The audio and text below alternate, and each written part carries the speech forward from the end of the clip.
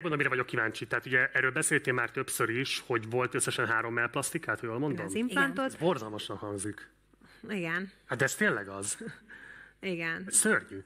Miért a férfiak akarják megmondani nekünk, nőknek, hogy nekünk mi a jó? Hogy hogyan kellene kinéznünk, gondolkodnunk, sminkeljünk vagy ne sminkeljünk, szüljünk, legyünk csendesek és alárendeltek, vagy inkább legyünk szexiek és kihívóak, hippik legyünk, vagy cicababák, természetesek vagy plastikázottak, hogyan kezeljük az öregedést, miért gondolják a férfiak azt, hogy mi ezt nem tudjuk magunk eldönteni? Miért gondolják azt, hogy nekik jogosultságuk van, hogy beleszóljanak a mi döntéseinkbe. Ma nem egy megszokott videóval jövök, kicsit betelt nálam a pohár, szóval kiadom a gőzt ebben a videóban. Mindenek előtt, mielőtt még bármibe belekezdenék, hogy imádom a Partizánt, imádom Gulyás Marcit, szerintem óriási szükség van a csatornájukra. Minden videójukat megnézek, tényleg Gulyás Marcit tisztelem és becsülöm, szerintem annyira fontos szerepet töltenek be most a társadalomban, hogy ezt a szavakkal nem is lehet leírni, úgyhogy minden tiszteletem a csatornáé.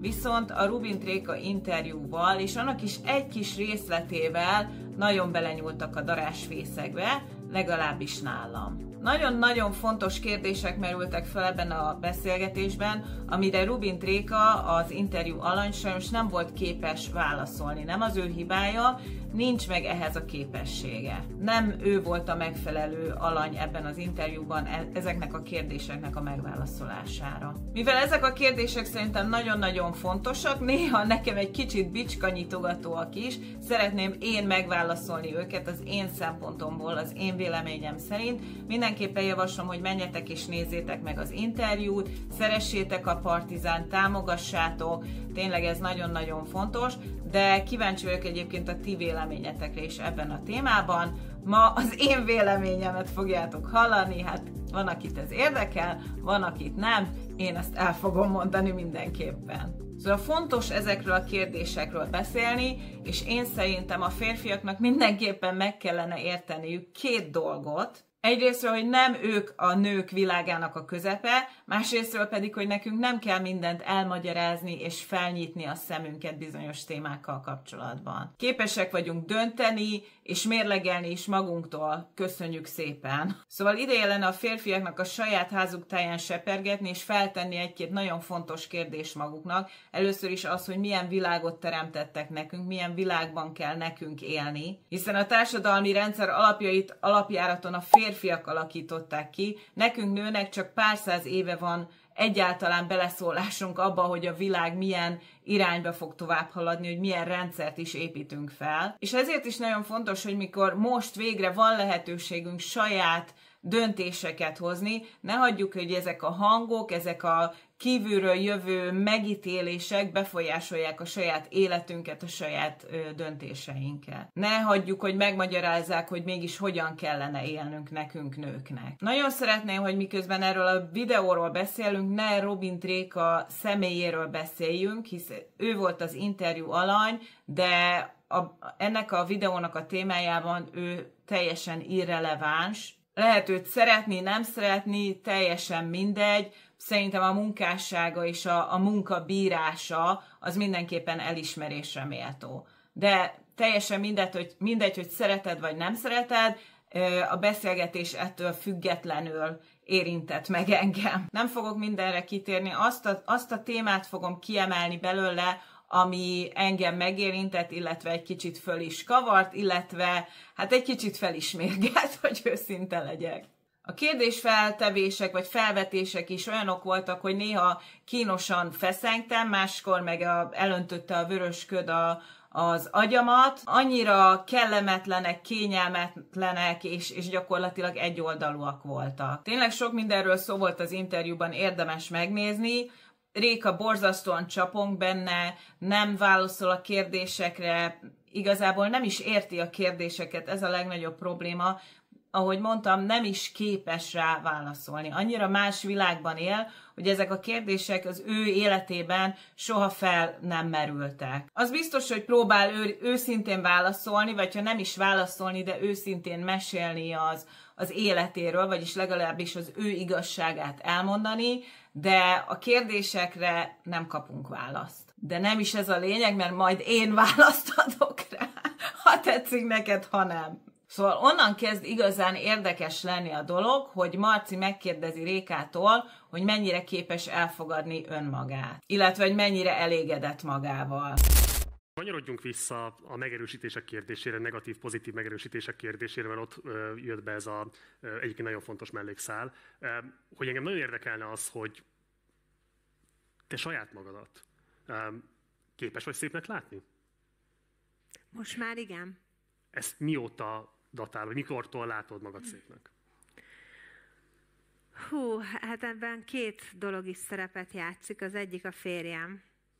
De ez a kérdés, vagy ez volt a kérdés, hogy mióta vagy annak a magabiztosságnak a birtokában, hogy a saját testeddel elégedett vagy, magadat szépnek tudod látni, és igazából az derül ki azért a válaszodból, hogy hát azért olyan nagyon magabiztos, ebben továbbra se vagy.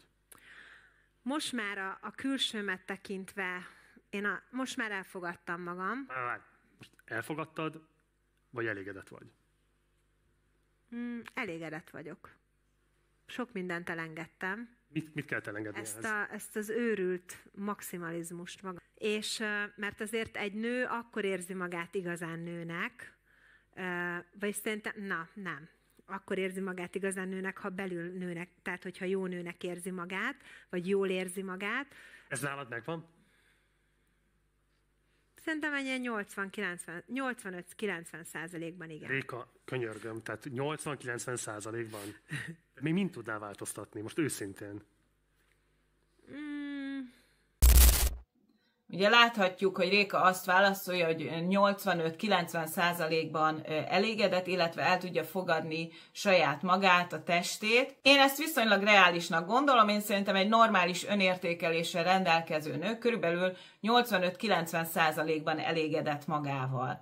Ezen a válaszon Marci teljesen felhorgad, számomra érthetetlen, hogy miért, hiszen ez egy teljesen normális szám. Hiszen nem kell, hogy mindentől el legyünk ájulva magunkon, nem kell, hogy mindenért oda legyünk, nem minden tökéletes rajtunk, és a lényeg az, hogy ezt el kell tudnunk fogadni, ezzel együtt kell tudnunk élni, hogy nem minden tökéletes saját magunkon. Hát az nagyon érdekes, hogy ebből nekem az következik, hogy Marci úgy gondolja, vagy ő úgy érzi, hogy ő 100%-ban el tudja fogadni magát. Hát érdekes, én még nem találkoztam olyan emberrel, aki tényleg minden egyes porcikájával 100%-ban meg lenne elégedve. De lehet, hogy ezt csak én gondolom rosszul. Szóval én biztos vagyok benne, hogy mindenkinek van olyan kis apróság, ami azt mondja, hogy fú, hát jó, ez nem tökéletes, a füle formája, a orra görbülete, van egy anyajegye, ami nem tetszik, ahol van, tök mindegy, biztos vagyok benne, hogy mindenkinek van egy ilyen kis apróság, ami nem tetszik neki, de megrántjuk a vállunkat, és megyünk tovább. Jó, nem tetszik, hát ez van, most kit érdekel, van egy kis apróság, ami nem tetszik rajtam, de az összes többi úgy nagy általánosságban tetszik. Szerintem ez egy totál nőies is, de egy normális hozzáállás. Nem tudom, hogy ezen mit kell annyira meglepődni, hogy nem 100%-ban valaki elájulva magától. Mert hogy Marci erre ezt reagálja, hogy hát még hogy mit tudnál még változtatni magadon. Hát én szerintem nem feltétlenül kell megváltoztatni azt, amivel nem vagyunk megelégedve, ezt el lehet fogadni, nincsen ezzel semmi probléma, hogy nem vagyunk tökéletesek. Kivéve én, de hát nem csak viccelek. Szóval, hogyha Marci 100%-ban meg van elégedve magával, akkor őszintén gratulálok neki, de szerintem az emberek nagy százaléka annak is örülne, hogyha 80-90%-ban képes lenne erre. Aztán Marci bedobta Pamela Andersont. Pamela Anderson úgy került vissza a köztudatba, hogy egy nagyon tudatos marketingkampányt épített föl, kivetette a mellimplantátumát, és minden fontos eseményen smink nélkül, vagy hát jó, legyünk őszinték, majdnem smink nélkül jelenik meg, tehát nagyon tudatosan erre helyezi a fókuszt, hogy ő a természetes nőiességet, illetve a természetes megöregedést próbálja hirdetni. És ez tűzte a zászlajára. Jó, én arra vagyok alapvetően kíváncsi, és ez szerintem egy nagyon izgalmas kérdés, hogy nem tudom, mennyire követed még a Pamela Andersonnak a mostani életútját. Hogy 2016-tól kezdődően egy ilyen radikális változásban van ahhoz képest, hogy egy nagy szexszimbóluma volt a 90-es éveknek, még a 2000-es éveknek is. A Playboy magazinnak egy számtalan címlapján szerepelt. És a 2016-tól kezdődően részben kiszedette a mellimplantátumait, másrészt pedig azóta nagyon tudatosan nem hajlandós minket fölvenni a publikus szereplései kapcsán. Rengeteg negatív kritikát kap, de azt mondja, hogy egyszerűen szükség van arra az önfelszabadításra a nők számára, ami azt jelenti, hogy azoknak a szépségideáloknak, amelyeknek korábban eleget tett, azoknak radikálisan hátat fordít. Mit gondolsz erről a tendenciáról? Hú. Hát én azt gondolom, hogy radikálisan fordítson hátat otthon. Tehát, hogy nem tudom. Pamela sok kritikát és sok támogatást is kap természetesen az új külsejéért. Persze Pamela gyönyörű, és ez nagyon sokat segít az üzenetnek a terjesztésében. Sajnos nem minden nőnek áll a rendelkezésére az az esztétikai háttér, ami neki. Ugye eleve természetesen egy gyönyörű nő, hosszú szőke leomló haja van, gyönyörű foga, nyilvánvalóan a bőrét is a legextrémebb és legvadonatújabb kozmetikai kezelésekkel tartja formában, de nyilvánvalóan ezt nem mindenki tudja megengedni magának. Ne felejtjük el, hogy csodálatos teste van, hogyha mondjuk Hillary Clinton próbálna ugyanezt az üzenetet terjeszteni a világban, valószínűleg, hogy nem lenne ekkora nagy fogadófelület rá, hogy így mondjam. És azt se felejtsük el, hogy Pamela 57 éves, ugye Rubin Tréka 47 éves, tehát pont 10 év van közöttük. Teljesen más ponton tart a nőiességének a megélésében, mint Rubin Tréka.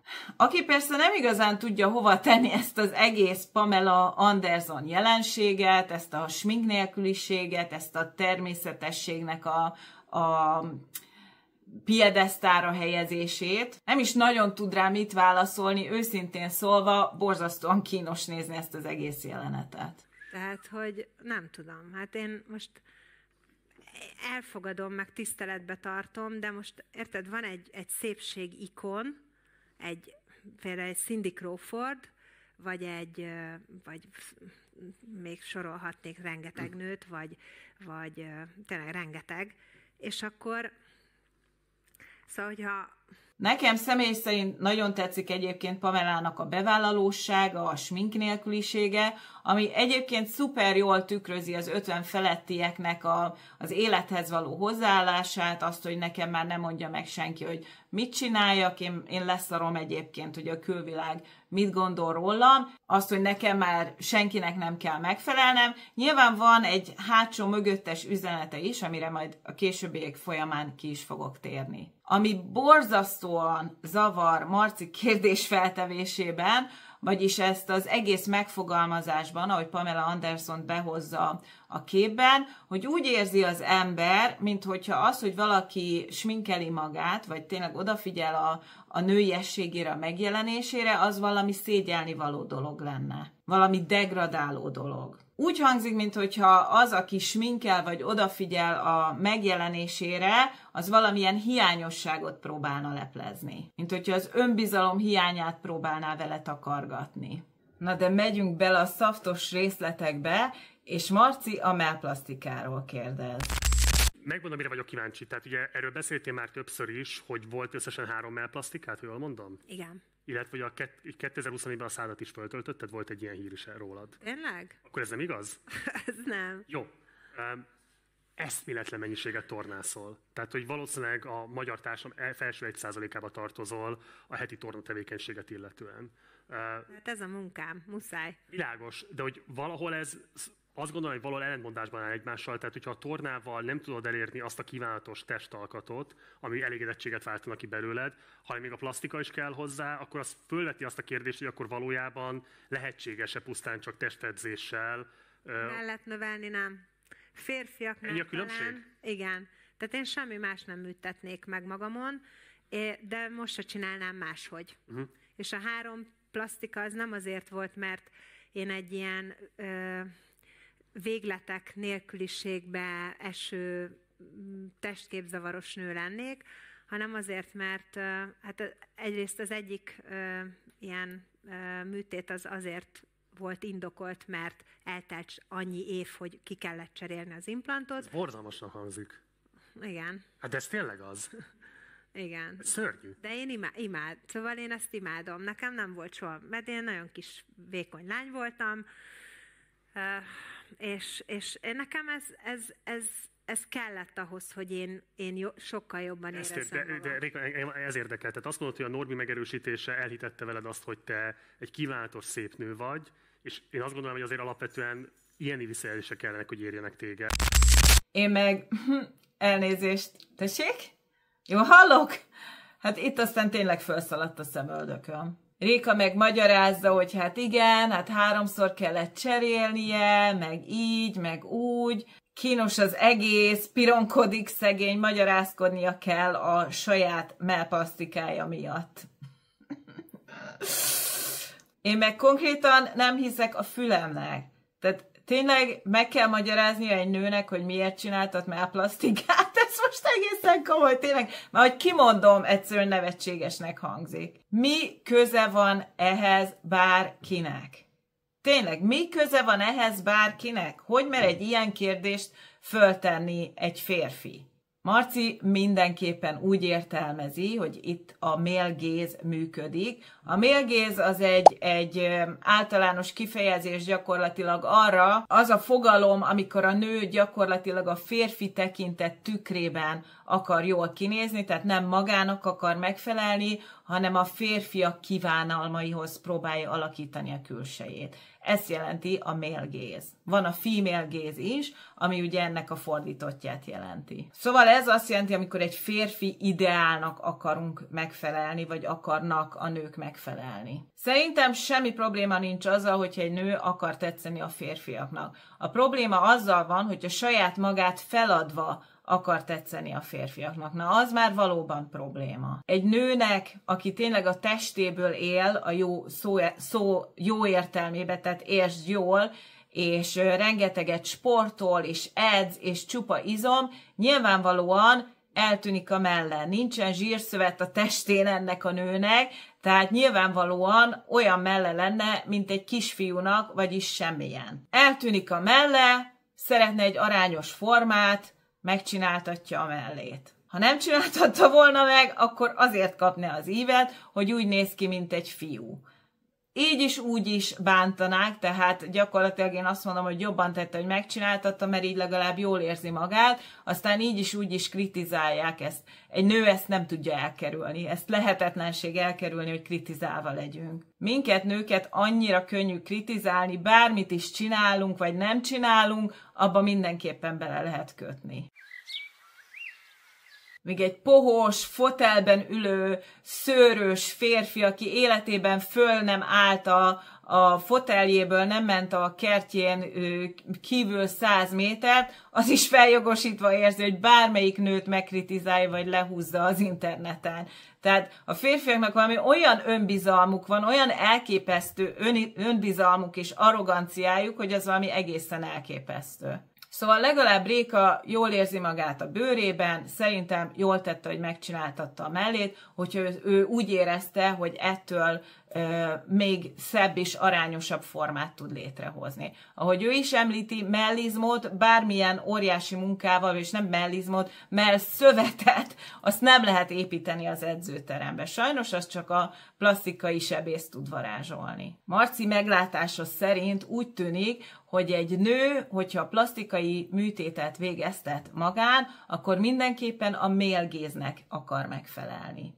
Annyira akar tetszeni, annyira a male gaze fogságában van, hogy még egy test transformációnak is képes alávetni magát. Kérlek, ne nézd le ennyire a nőket. Nem minden a férfiakról szól. Pamela kivetette a mellimplantátumát, szuper, ő így éli meg a nőiességét, ő egész életében egyfajta szupernőként, egy szex szimbólumnak, egy szex idolként volt apostrofálva, felszabadult ettől a ráerőltetett szexisségtől, ettől a szex idol léttől, lerázta magáról, felszabadult ettől, ő így érzi jól magát, így érzi szabadnak magát. Más megcsináltatja a mellét, felszabadul attól a bélyektől, hogy eddig olyan lapos volt, hogy mindig fiúnak nézték.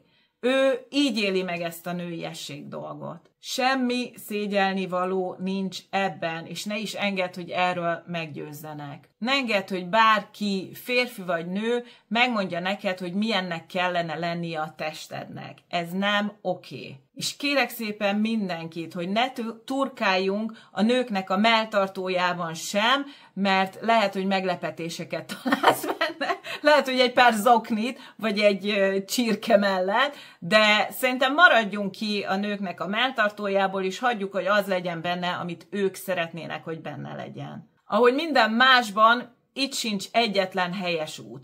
Természetesen itt nem beszélek az extremitásokról, nem beszélek az annácskákról, nem beszélek a 17-18 éves lányokról, akiknek az az álma, hogy mellimplantátumokat vagy mellimplantátumot csináltassanak. Itt egyáltalán nem erről van szó. Ebben az interjúban egy 47 éves felnőtt nő az interjú alany. Egy közel 50 éves felnőtt nőről beszélünk, az ő választásait kérdőjelezi meg az interjúztató, a riporter. És aztán megint jön a male gaze, és az az állítás, hogy állítólag a férfiak annyira ráfüggtek a felnőtt filmekre, hogy csak akkor tudnak izgalmi állapotba kerülni, hogyha a felnőtt filmek képeinek megfelelő női formákat látnak. És természetesen a nők az alakjukat ezekhez az ideálokhoz szeretnék alakítani.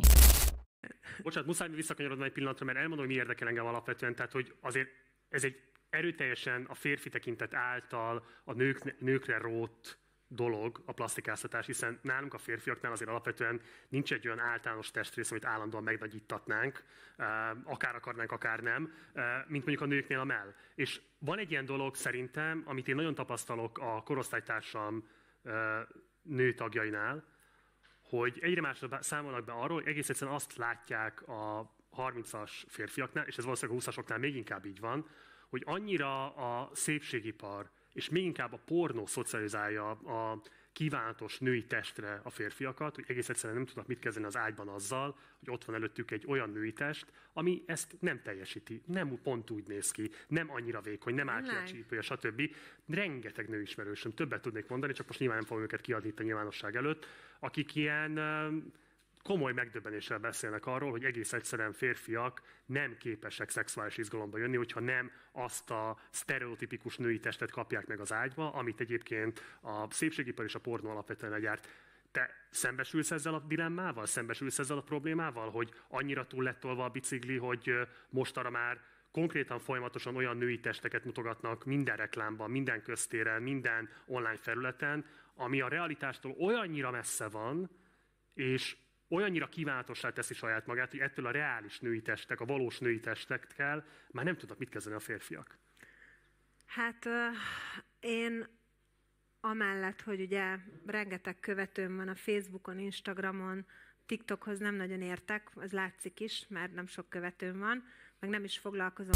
Én nagyon kíváncsi vagyok egyébként tényleg, hogy amikor ti nőtársaim, ti néztétek, mert biztos vagyok benne, hogy más is megnézte ezt az interjút, hogy bennetek nem merültek fel ezek a kérdések, vagy csak ha szeretünk valakit, akkor teljes mértékben elfogadjuk azt is, amikor valami olyat csinál, ami nekünk nem tetszik, és nem tesszük szóvá. Szóval azért, mert szeretjük a Partizánt, akkor most minden jó, amit ők csinálnak. Nem tudom, tehát így nem láttam semmi ehhez hasonló kérdést feltenni a komment szekcióban, úgyhogy nagyon kíváncsi vagyok, hogy bennetek felmerültek-e ilyen kérdések, mikor láttátok az interjút, tényleg őszintén érdekel. Szóval vissza a felnőtt filmek által inspirálódott plasztikát. Szóval szerintem ez egy óriási hülyeség. Én ezt abszolút nem tapasztalom. Lehet, hogy én egy buborékban élek, mint ahogy egyébként mindannyian, de az én környezetemben ez abszolút fel sem merül, mint jelenség az én korosztályomban, de hát ugye van egy 20 éves lányom, és az ő korosztályában sem vagy tapasztalok hasonlót se, tehát fel sem merül ilyen kérdés, úgyhogy nem tudom, érdekes, hogy Marci buborékjában vannak ilyen hölgyek, vagy ilyen kérdések, vagy ilyen beszélgetések. Ezt nagyon érdekesnek találom, mert hogy a férfiak a pornón, a felnőtt filmen szocializálódtak. Szerintem óriási hülyeség. Persze ettől még lehet, hogy igaz, abszolút lehetséges, mert ugye hát nem ismerem a világ összes emberét, csak azokat, akik az én kis világomban vannak, úgyhogy ettől függetlenül ez még lehet, hogy igaz. A másik fele, amin érdemes elgondolkodni, hogy vajon miért vannak a férfiak ennyire rászorulva, hogy felnőtt filmeket nézzenek? Vajon miért van ez a jelenség? A férfiak elmagányosodása, és hát erre statisztikák vannak, nagy részben a saját hibájuk. Nem azt mondom, hogy a férfiak hibásak mindenért, vagy minden férfinek ez a hibája, de azért van egy olyan tendencia a férfi viselkedésben, ami ebbe az irányba vezet. Szerintem nagyon sok férfinak nagyon gyorsan fel kellene ébredni, hogyha tényleg szeretnének egy normális partnert találni. És nem csak a felnőtt filmekben örömet. Szóval az a helyzet, hogy a nők már nem elégednek meg azzal, hogy a férfi csak hever otthon, sört iszik, és elvárásai vannak. Nagyon jól tudom, hogy nagyon sok férfi nem ilyen, szerencsére az én környezetemben is ilyen férfiak vannak többnyire, de azért nagyon jól tudjuk, hogy melyik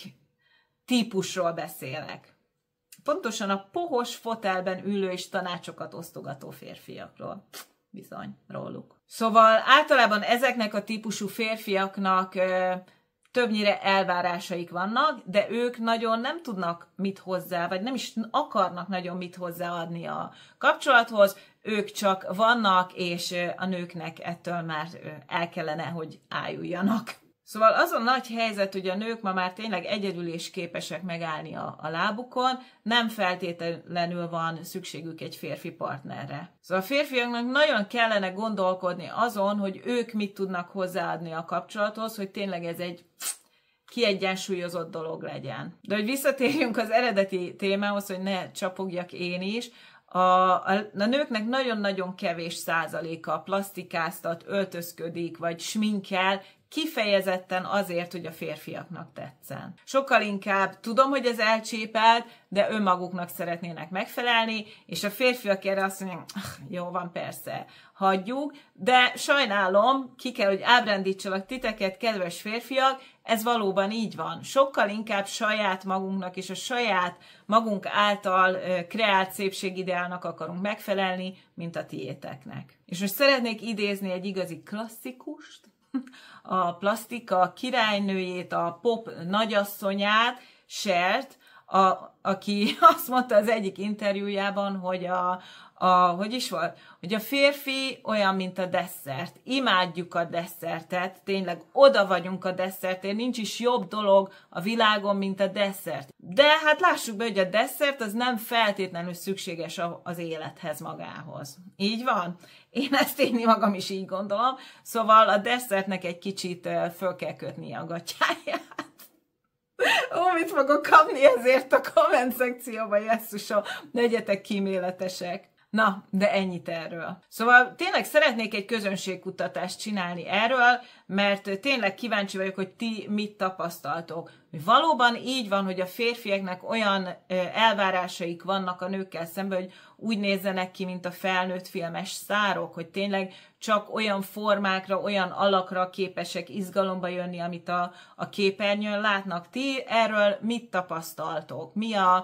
Mi a ti tapasztalatotok erről? Borzasztóan kíváncsi vagyok, legyen ez egy közönségkutatás, kérlek szépen írjátok meg a komment szekcióban, mert lehet, hogy csak én vagyok ennyire vak, és ez valóban így van, vagy tényleg ez mondhatjuk, hogy egy általános tapasztalat, hogy na, a lényeg, most nem magyarázok tovább, írjátok meg, hogy nektek mi a meglátásotok ezzel kapcsolatban. Én úgy gondolom, sokkal inkább, hogyha már a szépség ideáról beszélünk, sokkal inkább hatással vannak erre a filterek, a social media, tényleg a nem reális elvárások, amit egy filterrel tudsz kreálni, körülbelül egy pillanat alatt, ennek lehet, hogy van hatása, de én azt tapasztalom ebben is, hogy ez egyre inkább lecsengőben van, és egyre inkább a természetes, emberibb, igazibb kontentek, illetve arcok lesznek azok, amik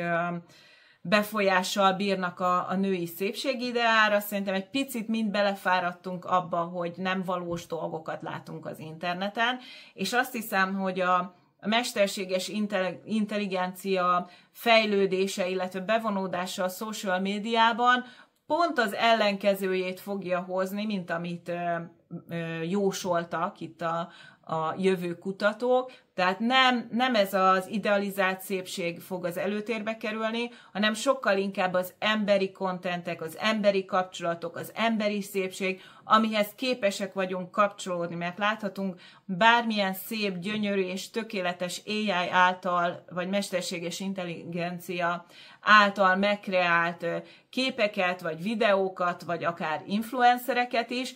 Egyszerűen nem tudunk hozzájuk kapcsolódni olyan módon, mint ahogy egy valódi emberhez tudunk. De ez csak megint az én meglátásom. És aztán megint smink. Az a fránya smink, nők megnyomorítója. Mi lenne, ha most smink nélkül ülnél itt? Szerintem azt mondanád, hogy te milyen jól nézel ki smink nélkül. Mert egyébként... Akkor miért nem mutatod meg? Hívd meg legközelebb, és akkor úgy jövök. Tarthatunk szünetet. Egyébként büszke vagy. Diszkomfort érzeted lenne, hogyha smink? Igen. Nekem igen. Olyan lenne, mintha messzelenül ülnék itt. Olyan. Vagy hát ilyen nagyon kis, nagyon minimális ruhába. Igen. Viszont az egy óriási nagy elismerés, és nagyon jól szokott esni. Szegény Régának megint magyarázkodnia kell. Csak azt nem értem, hogy miért tesznek fel ilyen kérdéseket a férfiak. Miért? Nagy Ervin is volt interjú alany a Partizánon, érdekes módon őt nem kérdezték meg arról, hogy miért van ilyen szép fürtös vadóc haja, miért van ilyen szépen kis formált góti kis szakálkája, miért nem növeszt helyette hosszú lobogó szakállat, ahelyett, hogy ilyen szépen megformázná. Érdekes módon ilyen kérdések nem fordultak elő, nem kerülnek ilyenek elő, mikor egy férfit interjúznak. Még akkor sem, hogyha az a férfi esetleg a külsejéből él, mint ahogy Nagy Ervin is azért erősen támaszkodik a saját külsejére a saját szakmájában. A külseje mögött pedig bizonyára a female gaze és a női rajongók iránti megfelelési vágy áll, semmi más. Bizonyára az edzés és a lovaglás is csak azért van az életében, hogy megfeleljen ezeknek az elvárásoknak, és nem azért, mert szereti ezeket csinálni, bizonyára csak is kizárólag azért, hogy a rajongó a női rajongóinak megfeleljen. Így van?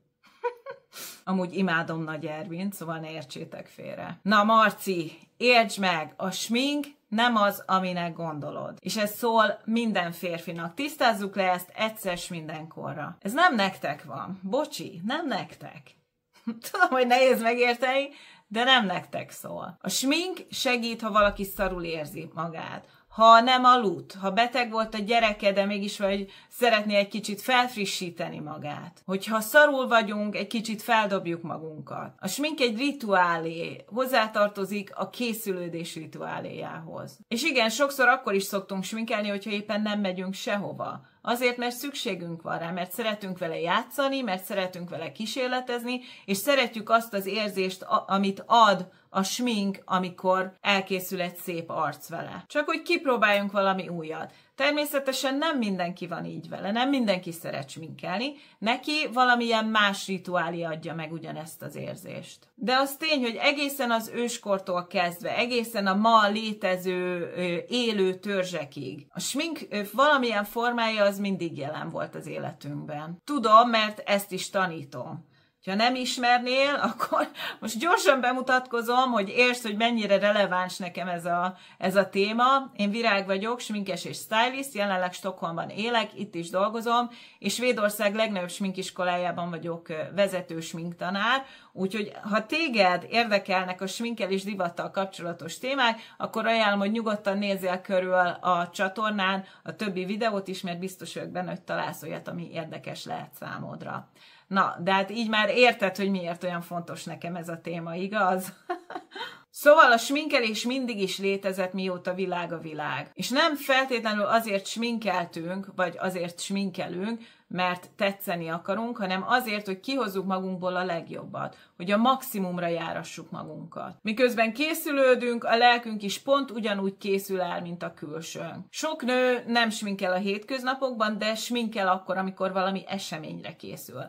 Vagy akkor sminkel, amikor éppen kedve van hozzá. Sminkkel nagyon sokszor megtámasztunk egy pontot, ami megtámasztásra szorul. Ha magabiztosság kell azt, ha nőiesség kell azt, hogyha egy ártatlanságra van szükségünk azt, attól függően, hogy éppen mire van szükségünk. De egy férfi sem mondhatja meg nekünk, hogy hogyan jó nekünk.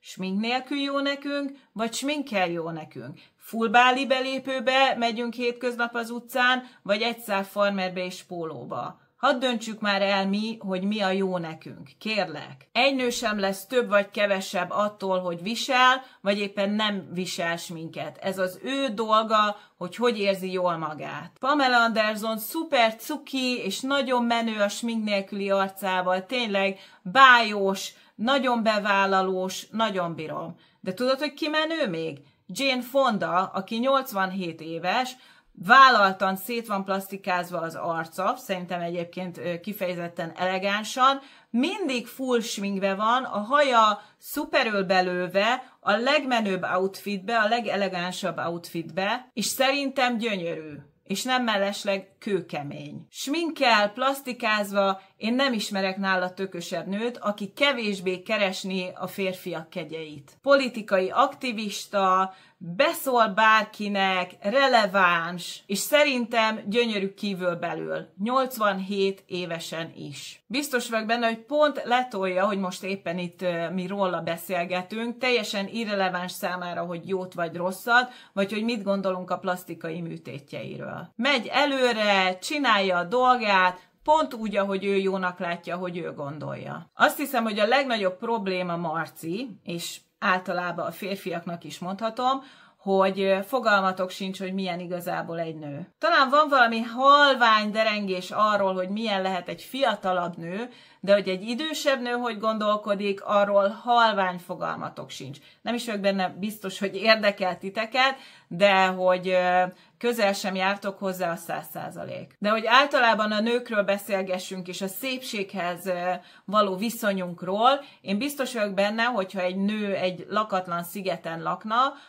egy általános, átlagos nőről beszélünk most, hát nyilván a nőiességnek nagyon széles skálája van, hogy ki hogy éli meg, de most egy átlagos nőről beszélünk, biztos vagyok benne, hogy egy lakatlan szigeten is beletűzne egy virágot a hajába, csinálna magának egy csinos kis fűszoknyácskát, vagy lapulevélből valami kis menő ruhácskát, hogy csinosnak érezze magát. Ha egy olyan társadalomban élnénk, ahol nincsenek férfiak, a nők akkor is sminkelnének, akkor is divatosan öltöznének föl, és akkor is gondolkodnának a plasztikán. Ennek semmi köze a férfiakhoz. Na jó, talán egy kicsi, de a nagy része az nem a férfiakról szól. A szőrtelenítés, komolyan, ezt hallgassátok meg. Irritál az, hogy most már van egy olyan hullám, ami azt mondja, hogy a szőrtelenítés például, ami nőkkel szemben egy elvárás volt 90-es, 2000-es években abszolút. Most van egy olyan hullám, ami azt mondja, hogy nem fogjuk magunkat szőrteleníteni. Tényleg? Ezt nem mondod, hogy nem hallottad még. Nem. Nem? Ez jó. Tényleg? Kipróbálnám, igen. Próbálnád? Persze. Miért nem próbálod ki? Hát most, hogy mondod, majd kipróbálom. Következő hónapban akkor... Ne. Na de ne ráhallgass, hát ilyen rossz szellemed. Ebben a helyzetben, bocsánat. Nem. Most meglepett, hogy van egy ilyen mozgalom? Nem, azért, amit az előbb kérdeztél tőlem, hogy ez egy ilyen önmagamban szembeni igénye, igen. Tehát... Hát ezen már tényleg csak nevetnem kellett. Ez valami annyira szürreális volt, hogy ezt el se tudom mondani. A borotválkozásról kérdez egy férfi. Azért tényleg a pofátlanság, azért annak is van határa. A férfiak minden nap szőrtelenítenek, borotválkoznak. hogy merészelik, felháborító. Ez miért nem merül fel soha kérdésként? Miért mindig a nők szőrtelenítéséről van szó? Azért, mert ezt annyira elfogadod, hogy a férfiak minden nap borotválkoznak? Marci, téged nem nyomaszt ez a társadalmi elvárás, hogy minden nap gondoskodnod kell az arcszőrzetedről? Biztos nehéz együtt élni ezzel a hatalmas nyomással a társadalom részéről, hogy megfelelj a female gaze-nek, vagy a male gaze-nek, vagy egyáltalán a társadalom által meghatározott esztétikának. Biztos vagyok benne, hogy ez borzasztó nehéz lehet. Szóval a legviccesebb kérdést hallani egy szépen borotvált férfitől, hogy vajon miért szőrtelenítenek a nők? Meghalok. Istenem, ezt a képmutatást. Ilyet is csak egy nőtől lehet kérdezni, hiszen ennek csak és kizárólag egy oka lehet, hogy miért szőrtelenítenek a nők, az, hogy a férfiaknak akarnak tetszeni. Semmi más. Ez az egyetlen egy. Szegény Réka ennél a kérdésnél itt teljesen megzavarodik, nála ez a kérdés nem létezik, az ő világában ilyen nincs, hogy egy nő nem szőrtelenít, így nem is tudja megválaszolni ezt a kérdést, nem is tud rá reagálni. De én viszont megkérdezem azt, hogy miért nem jár minden férfi óriás szakállal, hosszú lobogó hajjal, burjánzó mellszőrzettel. Miért nem? Vajon miért nem? Miért kell nektek is borotválkozni, meg megnyírbálni a mellszőrzetet? Pontosan ugyanezekből az okokból szőrtelenítenek a nők is. Pont ugyanezekből. Úgyhogy ha válaszoltál rá, akkor pontosan ugyanez a válasza egy nőnek is. Azért, mert egy társadalomban élünk, és ennek a társadalomnak van egyfajta értékrendje, van egyfajta morálja, és ezek között, a normák között létezünk. És a szőrtelenítés is egy ilyen dolog, egy társadalmilag elfogadott norma. Egy olyan norma, ami gyakorlatilag beleivódott a társadalmunkba. Persze meg lehet belőle próbálni kitörni, és néhány hippi lány meg is próbál belőle kitörni, amivel nincsen semmi probléma, mindenki úgy él, ahogy akar, de hát azért ezt nem tudjuk elfelejteni, hogy nem egy lakatlan szigeten vagy egy barlangban élünk, hanem egymás között, és vannak nem csak a szépséggel kapcsolatban, hanem az együtt élésünkkel kapcsolatban is egy hallgatólagosan megegyezett, vagy elfogadott normák, és a szőrtelenítés is pontosan egy ugyanilyen dolog. A férfiak is ugye megtrimmelik a kis mellszőrzetüket, hogy ne legyen egy kis sálacska, ami ugye kibudjan a kis pólónyakból, szőrtelenítik a hátukat, mert egy nő se szeret egy kis bundácskába belekapaszkodni éjszakánként. Erről 100%-ig biztosíthatlak, de tényleg ezzel együtt, hogyha valaki azt választja, hogy szabad, lobogóhajú hippiként akar élni, aki egy kis bozontot szeretne a hónalján, vagy szabadjára szeretné engedni a lábszőrzetét, vagy bármilyen szőrzetét, szíve joga, de azért ne kérdőjelezzük már meg a társadalom nagy része által elfogadott normákat, ne kérjük számon a nőktől. Hát ebben a világban élünk. Számunkra is ez a normális, és ez a természetes, és ez az elfogadott, úgyhogy szerintem egyikünket sem kellene ezért megítélni, mert úgy gondoljuk, hogy a szőrtelen lába szép, illetve, hogy miért tesszük azt, amit teszünk. Szerintem ez majdhogy nem az illetlenség kategóriát súrolja egy ilyen kérdést feltenni egy nőnek. És emellett borzasztóan képmutató is, ha őszinte vagyok. Marci úgy próbálja beállítani, hogy minden, ami a szépséggel kapcsolatos, az kizárólag a férfiak kedvéért, az úgynevezett male gaze kedvéért történne egy nő életébe. A nő csak tényleg azon iparkodik, serénykedik, hogy minél szebb legyen a hazatérő férfinak, vagy hogy meghódítsa a szíve választottját. Én azt hiszem, Marci, hogy te egy nagyon férfi központú kis buborékban élsz. Én azt gondolom, hogy Marci nem lát igazából egy reális képet arról, hogy milyen is egy nő. Vagy az, hogy tényleg, hogy hogyan gondolkodnak a nők. Szerintem egy teljesen hamis kép él benne arról, hogyha egy nő sminkel, ha egy nő divatosan öltözködik, ha ad magára, ha ne adj Isten plasztikáztat, az kizárólag csak is a férfiak meghódítása, vagy a férfiaknak tetszési vágyból adódik. Ki kell, hogy ábrándítsalak, a férfiaknak nincs ekkora hatalma felettünk. És ahogy én látom,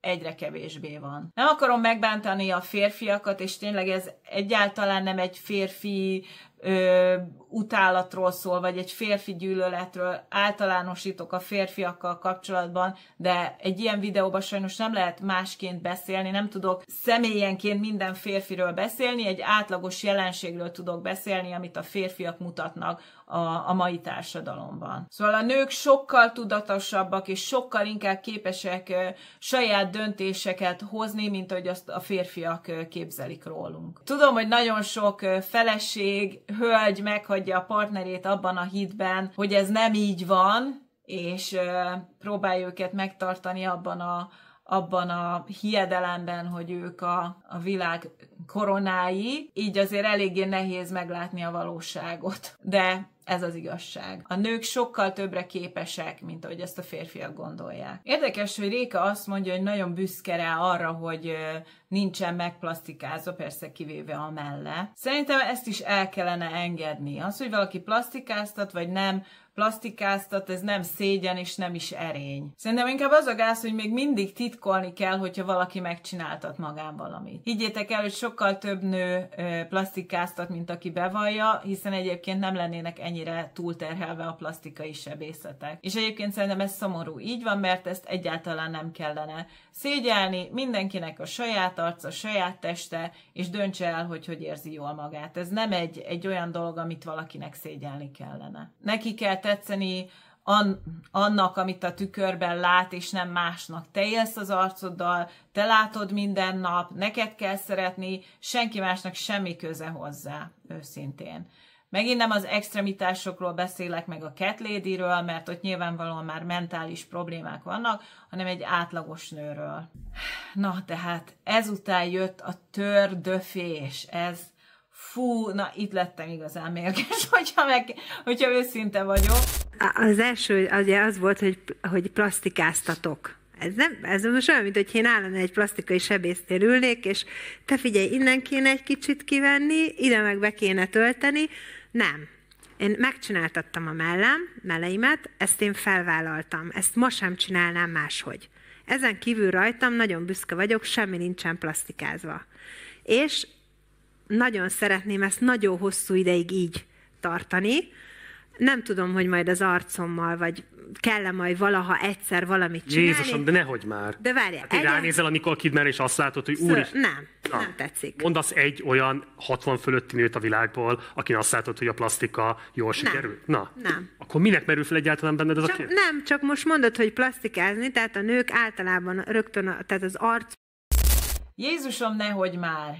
Ez a reakció arra, amikor valaki arról beszél, hogy majd ki tudja hány év elteltével, esetleg talán ki tudja, hogy igen vagy nem, csináltat egy plastikai műtétet. Nehogy már! Én úgy gondolom, hogy ez a kijelentés, ez majdnem közel jár a Sobert Norbinak a döngő léptes kijelentéséhez, legalábbis ugyanannyira befolyásolni akarja azt, hogy egy nő hogyan nézzen ki, illetve hogyan gondoljon saját magára, mint Norbi a súllyal kapcsolatosan. Ez a kijelentés egy fokkal sem jobb ennél. Nem már. Mi közöd van hozzá, hogy mit csinál Marci? Pontosan ugyanolyan ítélkező ez a kérdés, vagy a kérdésben rejlő reakció, mint ahogy Norbi ítélkezik a túlsúlyos hölgyeken, a döngő léptekkel. Pontosan ugyanolyan ítélkező. Köszönjük szépen, mindenki nagyon-nagyon jól el tudja dönteni, hogy hogyan szeretne megöregedni. Marci kérdése, van-e jó példája Rékának a jó plastikai eredményre? Tud-e mondani egyetlen egy jó példát is?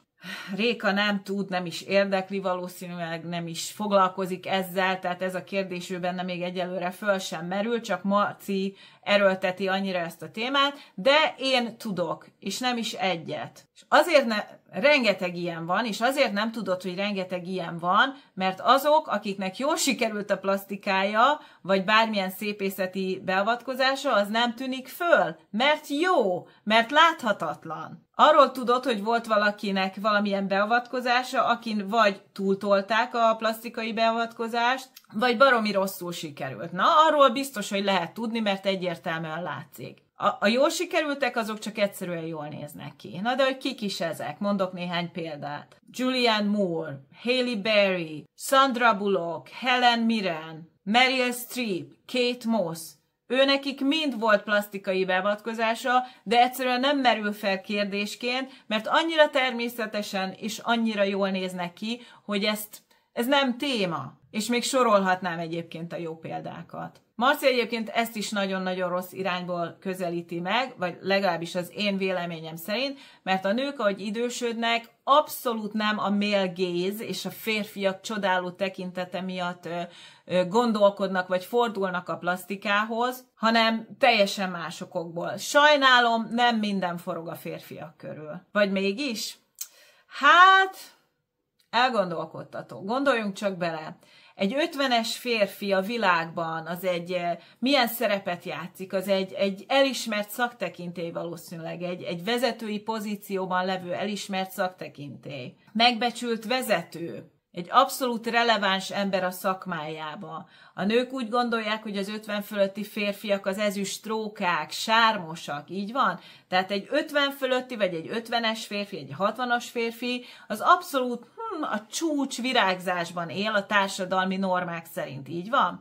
Még egy 50-es nő, egy menopauzával küszködő, ronda fonnyat nyanya. Körülbelül ez az, amit a társadalom, illetve a férfiak gondolnak rólunk. Nagy többségében, tisztelet a kivételnek. Általánosságban beszélek, nem tudok mindenkit ki, úgyhogy nem rólad van szó, hogyha te nem így gondolod, akkor nagyon-nagyon örülök neki. Egy nő, ha 50 fölött van, alig kap szerepet Hollywoodban, mert még az idős nőket is általában fiatalabb korosztállyal játszatják el. Szerencsére azért most már egy pici változás, talán mintha tapasztalnánk, például itt van Demi Moore-nak is a kiváló alakítása a Substance-ben, mi volt a magyar címe? Az anyag, vagy mit tudom én, tudjátok melyik filmről beszélek, szuper jó kis film volt, és nagyon-nagyon jól alakított benne, a korosztályának megfelelő színésznő játszott ezt a szerepet, és nagyon jól, de azért nem ez a jellemző. Szóval egy 50-es nőnek nagyon-nagyon nehéz megtalálnia a szerepét a világban, és pontosan azért, ahogy a férfiak gondolkodnak rólunk idősödő nőkről. Azért beszélek rólunk, mert hogy én is 50 fölött vagyok. Szóval a nők leginkább azért nyúlnak fiatalító eszközökhöz, szerintem egyrészt jól akarunk kinézni azért, mert magunknak akarunk megfelelni, nem azért, hogy csodáljanak és szexistenőnek tartanak, bár annak is tarthatnak, de nem ez a lényeg, hanem szeretnénk relevánsak maradni, vagyis relevánsak vagyunk, de azt szeretnénk, hogy ezt a világ is elismerje, hogy még ugyanolyan update-eltek és naprakészek és értékesek vagyunk, mint bármelyik korunkbeli férfi. Szóval azért, mert túl vagyunk a virágkorunkon és a menopauzán, és nem tudom mennyi mindenen, ettől még ugyanolyan értékes egy 50 fölötti nő, mint egy 50 fölötti férfi. És ezért nyúlnak nagyon sok esetben az 50 fölötti nők fiatalító eszközökhöz. Nem a férfiak csodáló tekintete miatt. Szóval mondhatjuk azt, hogy közvetve valóban a férfiak miatt van a plasztikázás, legalábbis az időskori fiatalító megoldások valóban a férfiak miatt vannak. Hiszen a legtöbb vezető pozícióban, Hollywoodban, vagy a nagyobb cégeknél, meg általánosságban a világban férfiak vannak, tehát általánosságban ők döntik el, hogy ki milyen pozíciót kap, vagy kit vesznek fel a céghez. És nem veszik komolyan az 50 fölötti nőket. Ez nem egy légből kapott gondolat, hanem ez tény. És ezért van rajtunk nyomás idősödő nőkön, és nem azért, mert feltétlenül tetszeni akarunk a férfiaknak, egyáltalán nem, mert őszintén remekül meg vagyunk nélkülük is, nagy többségünkben. Egyébként a férfiak vizslató tekintete mellett már csak egy dolog van rosszabb, amikor nők kritizálják egymást, méghozzá nyilvánosan. Ebben a világban mi nők sajnos a rövidebb gyufaszálat húztuk, ahol eleve egy nehezített pályán vagyunk egy férfiak által kialakított rendszerben. Ez a világ már változóban van, de a változás nagyon-nagyon lassú. Szóval én azt mondom, hogy legalább mi tartsunk össze, mi támogassuk egymást. Ehelyett a nők szapulják egymást az interneten, és nem azzal van a probléma, hogyha valakinek véleménykülönbsége van, amit szintén le lehet írni normális formában is, de azzal viszont probléma van, hogyha a nők egymást ócsárolják a külsejük, illetve a kinézetük miatt. Szerintem ez elfogadhatatlan. Mi mind nők együtt vagyunk itt egy hátráltatott menetben. Tök jó lenne, hogyha a lányainkra egy kicsit megértőbb, egy kicsit kedvesebb, egy kicsit elfogadóbb világot hagyhatnánk. Ha egy kicsit meg tudnánk őket tanítani a nővériség érzésére, illetve a női összefogásnak az erejére. Marci és a férfiak általánosságban nem értik a mi világunkat, de te, aki nézed ezt a videót, te érted, te pontosan érted, hogy miről beszélek. És érzed azt, hogy mennyire nincs könnyű dolgunk, egy életkorban sem. Nincsen könnyű dolgunk abban, hogy megtaláljuk a helyünket, a minket megillető helyünket a világban, és nincs könnyű dolgunk abban, hogy megőrizzük az autentikus önmagunkat, és ne kelljen állandóan attól félnünk, hogy ki hogyan fog kritizálni minket, illetve ki hogyan próbálja befolyásolni azt, hogy hogyan is akarunk mi kinézni, illetve milyen képet akarunk alkotni magunkról a külvilágnak. Szóval nincs könnyű dolgunk, legyél akár egy szőrös hippi, egy hercegnő, egy tomboy, egy minimalista, plastikázott cicababa, vagy divatőrült, sminkimádó, mint én magam. Mindenkinek megvan a lehetősége, és meg kellene, hogy legyen a lehetősége arra, hogy úgy élje meg a nőiességét, ahogy neki az megfelel. Anélkül, hogy bárki is ítélkezne fölötte. Jogod van ahhoz, hogy úgy éld meg a szépségedet, ahogy neked jó. És sem Sobert Norbi, Gulyás Marci, sem Józsi bácsi a szomszédból, sem a férjed, sem az internet népe, sem az állam, sem senki nem mondhatja meg neked, hogy hogyan kellene ezt megtenned. Sem a szépségeddel, sem a saját életeddel kapcsolatban. Ezt mind neked magadnak kell, hogy legyen lehetőséget kialakítani. De ezzel együtt szerintem a legfontosabb női tulajdonság a kedvesség és a megértés. Gyakoroljuk ezt minél többet, különösen nőtársainkkal szemben, úgyhogy amikor ragadnád a billentyűzetet, hogy valami csúnya, kritizáló kommentet írnál valamelyik nőtársadra, vagy valamilyen női celebre az interneten, akkor inkább gondolj kettőt, és gondold végig, hogy neked hogy esne az, amit éppen leírnál, és hogyha te úgy éreznéd, hogy ez neked okés lenne, hogyha valaki ilyet írna neked, akkor írd csak le. És az, hogy kedvesek és megértőek vagyunk, az nem összekeverendő az alárendeltséggel, illetve a megalkuvással. Állj ki magadért mindig, és minden körülmények között. Férfiak, meg hagyjatok már minket békén, kérlek szépen, hadd legyünk úgy szépek, ahogy az nekünk jól esik, és higgyétek el, hogy képesek vagyunk eldönteni azt, hogy nekünk mi a jó.